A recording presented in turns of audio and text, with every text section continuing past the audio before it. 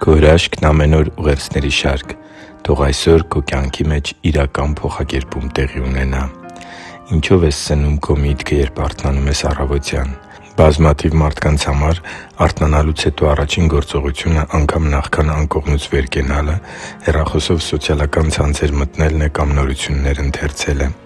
Սիրելի՛ բարեկամ, իսկ ի՞նչ կլինի, եթե օրդ լցնես, օրինակ, մեկ Սաղմոս ընթերցելով և Տեր Աստծու բժշկարար Խոսքի շուրջ մտորելով։ Աստված Իր Խոսքի մեջ մեզ բազմաթիվ խոստումներ է փոխանցում, որոնք մեր կյանքում իրականություն են դառնում միայն դրանց հանդեպ հավատքի առկայության և հնազանդության պայմանի բավարարման պարագայում։ Առաջին Սաղմոսի առաջին երկու խոսքերում կարդում ենք. «Երանելի է այն մարդը, որ ամբարիշտների խորհրդի համաձայն չի գնում և մեղավորների ճանապարհի մեջ չի կանգնում և ծաղրանողների աթոռի վրա չի նստում, այլ նրա հաճույքը Տիրոջ օրենքի մեջ է և ցերեկ ու գիշեր մտածում է Նրա օրենքի մասին»։ Աստծու համար թանկ ու սիրելի՛ զավակ, քո հավատքը աճում և հասունանում է, երբ պարբերաբար ընդունում ես Աստծու Խոսքի չափաբաժինները։ Հատկապես առավոտյան, երբ միտքդ մաքուր է ու սթափ, փորձի՛ր ընթերցել ու մտորել Տիրոջ կենարար և բժշկարար Խոսքի շուրջ։ Աստվածաշնչի պարբերաբար ընթերցանությունը փոխակերպելու է քո կյանքը։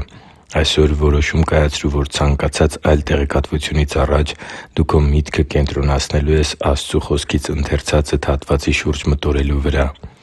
Այդ անելով՝ դու աստիճանաբար ընդունելու ես նաև Տեր Հիսուսի սերը, իմաստությունը, ուրախությունը և այլ հրաշալի որակներ։ Կոչ եմ անում քեզ Աստծու Խոսքի շուրջ խորհել, դարձնել քո առավոտյան սովորություններից մեկը և քո կյանքի մեջ ընդունել առաջին Սաղմոսի 3-րդ խոսքի հետևյալ խոստումները. «Նա ջրերի հոսանքի մոտ տնկված ծառի պես է, որ իր պտուղը տալիս է իր ժամանակին, և նրա տերևը թառամելով չի թափվում,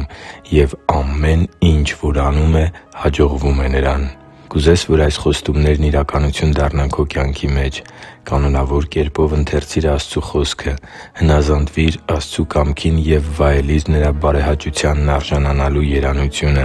Աստվածաշնչի ամենօրյա ընթերցանության սովորությունը զարգացնելու քո որոշումը կարող է իրական փոխակերպում բերել քո կյանքի մեջ։ Հիշի՛ր, որ դու Աստծո հրաշքն ես, և Աստված սիրում է քեզ։ Շնորհակալ եմ, որ դու կա՛ս։ Սիրով և աղոթքով, Արման Մանուկյան։